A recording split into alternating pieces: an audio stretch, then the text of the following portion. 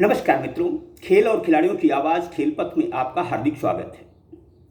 दोस्तों, शनिवार शाम प्रयागराज के मदन मोहन मालवीय स्टेडियम से सुभाष चौराहे तक सैकड़ों खिलाड़ियों, प्रशिक्षकों ने पैदल मार्च निकालकर जो अपनी परेशानियां बताईं, उससे उत्तर प्रदेश में खेलों के विकास का सच सामने आ गया है। इस सच को कोई स्वीकारे या नहीं स्वीकारे, लेकिन उत्तर प्रदेश में खेलों के हालात बद से बदतर स्थिति में पहुंच गए हैं। मुख्यमंत्री योगी आदित्यनाथ जी जहां प्रदेश में स्पोर्ट्स यूनिवर्सिटी और तरह तरह के क्रीड़ांगन बनाने की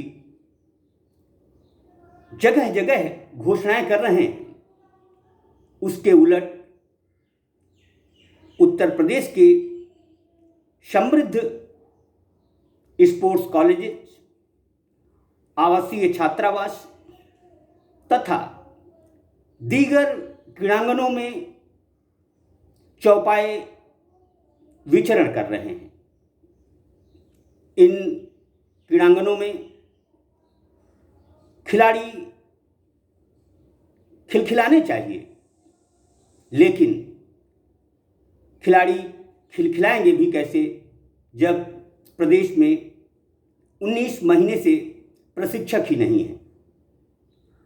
मुख्यमंत्री योगी आदित्यनाथ जी ने विगत माह गोरखपुर में एक मंदिर में खिलाड़ियों के सम्मान समारोह में यह कहा था कि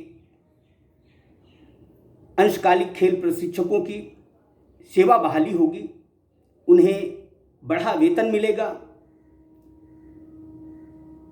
प्रायः मंदिरों में कही गई बात झूठी नहीं होती, लेकिन इस मामले में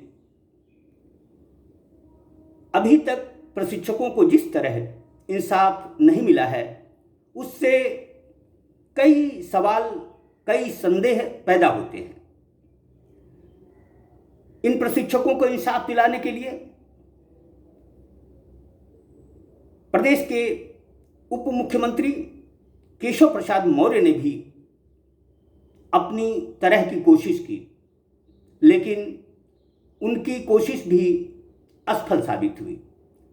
गोरखपुर के एक विधायक ने भी खेल निदेशालय को प्रशिक्षकों के हित में पत्र लिखा, लेकिन उस पत्र का भी कुछ भी नहीं हुआ। विपक्ष के भी कई लोगों ने प्रशिक्षकों और खिलाड़ियों के हित की बात कही है, लेकिन कुछ भी अब तक अच्छा नहीं हुआ है। स्पोर्ट्स कॉलेजेस बदहाल स्थिति में पहुंच चुके हैं। उन्हें मार्च 2019 से बंद रखा गया है। प्रशिक्षकों के नहीं होने से क्रीड़ांगनों में चौपाए विचरण कर रहे हैं। ये सब तमाशा होने के बावजूद भी यदि कोई सत्ता पक्ष का विधायक, मंत्री, मुख्यमंत्री, उप मुख्यमंत्री यह कहे कि यूपी में खेलों में रामराज आ गया है, तो हास्यास्पद लगता है। उत्तर प्रदेश में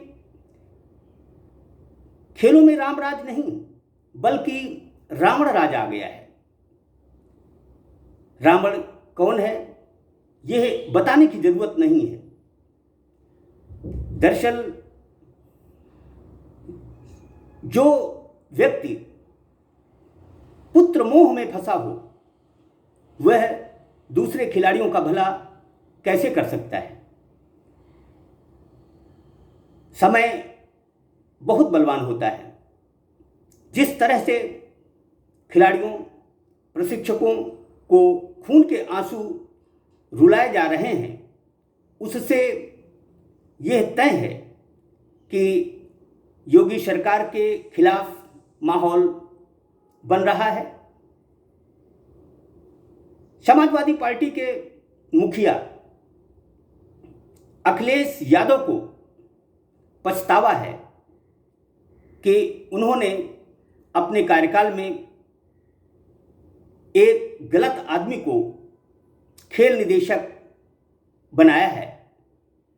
उस खेल निदेशक की बदौलत ही आज समूचे प्रदेश में खेलों का सत्यानाश हो रहा है। दरअसल समाजवादी पार्टी ने अपने कार्यकाल में कुछ अच्छे काम किए थे, जैसे स्पोर्ट्स कॉलेजों में पहले कक्षा 9 से 12 तक ही खिलाड़ी छात्रों को अध्ययन का अवसर मिलता था, लेकिन समाजवादी पार्टी ने इसमें कक्षा 6 से प्रवेश दिलाकर एक अच्छी सोच और शुचिता का परिचय दिया था। दरअसल प्रतिभाएं 10 साल से नीचे की ही जब स्पोर्ट्स कॉलेजेस या आवासीय क्रीड़ा छात्रावासों में पहुंचती हैं तो उनका कौशल ऊंचाइयों तक पहुंचता है। वह अपने प्रदेश के लिए, देश के लिए कई कीर्तिमान और यश गाथा लिखती हैं। दरअसल लखनऊ में स्थापित संचालित गुरु गोविंद सिंह स्पोर्ट्स कॉलेज के अतीत पर गौर करें तो यह कॉलेज खेलों का मंदिर है। इस मंदिर से कई सैकड़ा राष्ट्रीय अंतर्राष्ट्रीय खिलाड़ी निकले हैं, लेकिन राजधानी में होने के बावजूद किसी मंत्री, मुख्यमंत्री, विधायक ने इस कॉलेज की बदहाली को देखने की कोशिश नहीं की है। यह गलत है। जो कुछ भी खेल निदेशक मंत्रियों या मुख्यमंत्री, उप मुख्यमंत्री को बताता है उसे ही सच मान लिया जाता है। खेल निदेशक से खिलाड़ी प्रशिक्षक ही नहीं बल्कि विभाग में ही तैनात 90% अधिकारी भी नाखुश हैं, पर उनकी नाखुशी को नज़रअंदाज किया जा रहा है। प्रयागराज में शनिवार को जो कुछ हुआ यह खेलों के लिहाज से बेशक अच्छी बात न हो, लेकिन मरता क्या न करे। जिस तरह खिलाड़ी 2 साल से प्रशिक्षण नहीं मिल पा रहे, उन्हें मैदानों में जाने पर डांट डपट कर भगाया जाता है, यह चिंता की बात है। दरअसल अधोसंरचना पर अरबों रुपए खर्च करने से बेहतर है कि जो उत्तर प्रदेश में है उसका समुचित सदुपयोग, उपयोग खेल हित में होना चाहिए। मुख्यमंत्री योगी जी, उप मुख्यमंत्री केशव प्रसाद मौर्य जी, आप प्रदेश के मुखिया हैं। आप लोगों को इस मामले को अतिशीघ्र निपटाना चाहिए और प्रदेश में खासकर खेलों में रामराज लाने के लिए रावण को भगाना चाहिए। यदि यह रावण रहा तो सच मानिए आने वाले विधानसभा चुनाव भारतीय जनता पार्टी के लिए बहुत मुश्किल भरे होंगे। खेल मंत्री नाम मात्र का मंत्री है, उसे खेलों की सच्चाई से नहीं बल्कि अपने कमीशन से लेना देना है। वह बदहाल व्यवस्थाओं में खुश है।